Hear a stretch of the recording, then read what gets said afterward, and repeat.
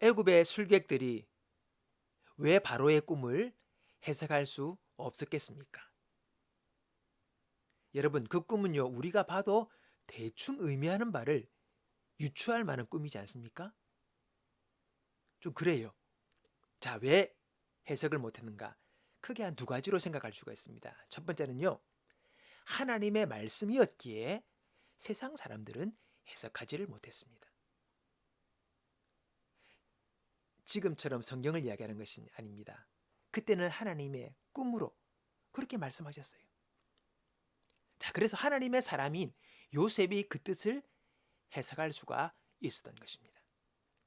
자, 두 번째는요, 이 꿈은 흉몽입니다. 딱 봐도 길몽이 아니잖아요. 이 꿈을 해석하려는 박사와 술객은 이 꿈을 해석함으로 후환이 두려웠던 것입니다.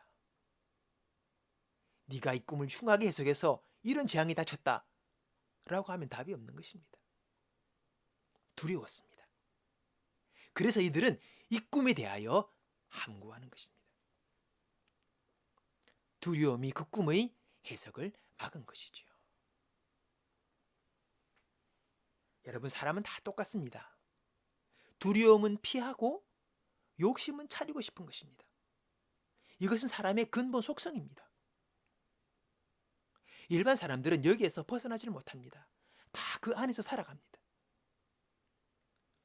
우리 예수님께서 뭐라 하십니까?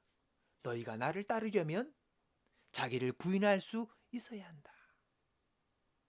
나를 부인할 수 있어야 주님을 따를 수 있다는 거죠. 우리의 근본 속성인 두려워하는 마음, 욕심 차리려는 이 마음을 극복할 수 있어야 진정 우리가 주님을 따를 수가 있다는 것입니다.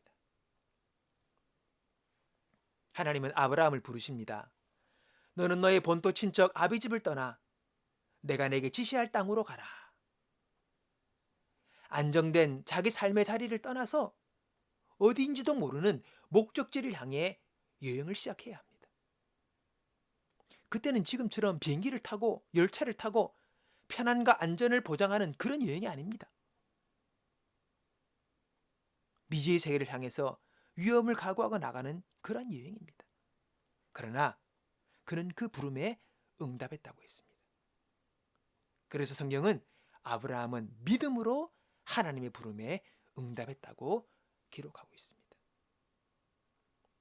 믿음으로 부르심에 응답했던 아브라함은 믿음의 조상이 되었으며 한민족의 시조가 되었습니다.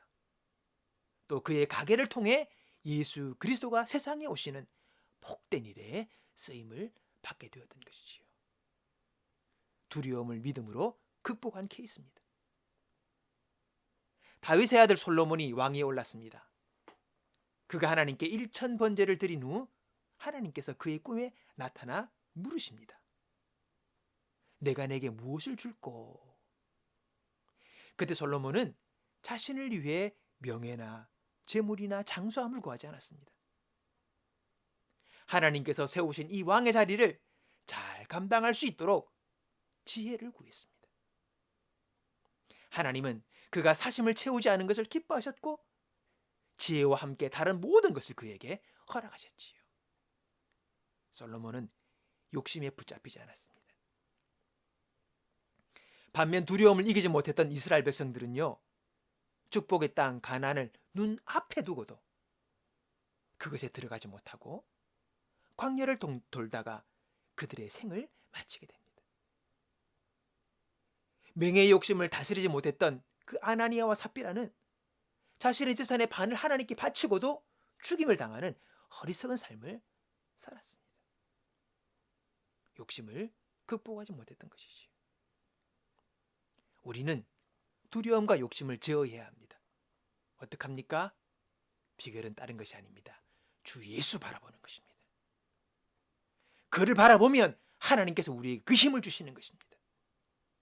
주 예수를 의지하는 것입니다. 내 힘만으로는 감당할 수가 없습니다.